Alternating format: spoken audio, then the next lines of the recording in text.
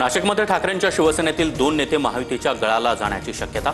राऊतांचे निकटवर्तीय सुधाकर बडगुजर यांनी फडणवीसांची भेट घेतली, तर ठाकरेंचे महानगर प्रमुख विलास शिंदेंच्या कन्येच्या लग्नाला एकनाथ शिंदेंची उपस्थिती। पैसा फेको तमाशा देखो असं आताचं राजकारण सुरू। स्वार्थासाठी दुसरीकडे जातात वरून माझ्या विरोधात बोलतात, उद्धव ठाकरेंचा एकनाथ शिंदेंवर निशाणा।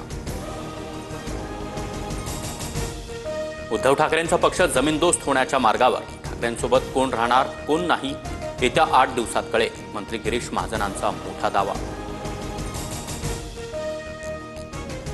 सत्तेतून पैसा आणि पैशातून सत्ता आल्यानंतर गर्विष्ठपणा येतो। तुम्ही कितीही मनसुबे आखा, आम्ही जमीनदोस्त होणार नाही, किशोरी पेडणेकरांचं महाजनांना प्रत्युत्तर।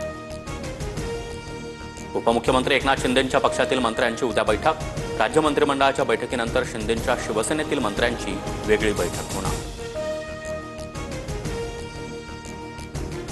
विट्स हॉटेलच्या लिलाव प्रक्रियेतून बाहेर पडणार। आव्हान देणाऱ्यांनी लिलावात सहभागी व्हावं, संजय शिरसाट यांचं आव्हान।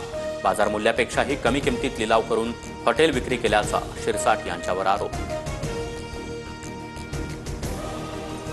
मी थोडा चक्रम माणूस, तुमच्या घरातला आग लावायलाही कमी करणार नाही। विट्स हॉटेलवरून आरोप झाल्यानंतर संजय शिरसाट यांचा थेट इशारा।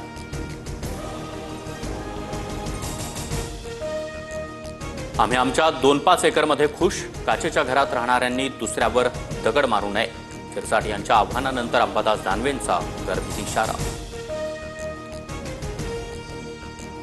मुख्यमंत्री लाडकी बहीण योजनेमध्ये अनेक चुका झाल्या, सर्व महिलांना सरसकट लाभ देणं चुकीचं होतं। अर्थमंत्री अजित पवार यांची मोठी कबुली। लाडक्या बहिणींच्या अर्जांची मतांसाठी छाननी केली नाही, अर्थ खात्यातून घोटाळा झाला, अजितदादांनी राजीनामा द्यावा। संजय राऊत आक्रमक। मी कशाला घोटाळा करेन, योजना आली तेव्हा वेळ कमी होता, मात्र अर्जांच्या छाननी दरम्यान गोष्टी लक्षात आल्या। लाडकी बहीण योजनेतील आरोपानंतर अजित पवारांचं स्पष्टीकरण। अजित पवार अमित शहांच्या रिचार्जवर चालतात, आम्हाला निधी देताना अजितदादांच्या हाताला लकवा का मारतो। लक्ष्मण हाकेंची सलग 3ऱ्या दिवशी अजित पवार यांच्यावर टीका। ओबीसींच्या टाळूवरचं लोणी खाणारा भुरट्या, पात्रता नसताना मागासवर्गीय आयोगाचे सदस्यत्व पदरात पाडलं। अमोल मिटकरींचा पुन्हा एकदा लक्ष्मण हाकेंवर निशाणा। 11वी ऑनलाईन प्रवेश प्रक्रियेतील नोंदणीची मुदत वाढवली। 5 जून दुपारी 2 वाजेपर्यंत विद्यार्थ्यांना अर्ज करता येणार, शालेय शिक्षण खात्याची माहिती।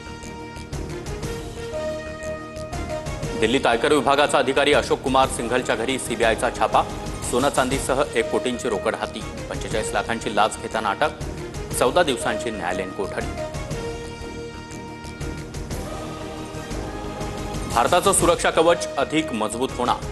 रशिया S-400चे आणखी 2 सिस्टम भारताला देणार। पाकिस्तानचे ड्रोन हल्ले परतवण्यात S-400ची मोठी भूमिका।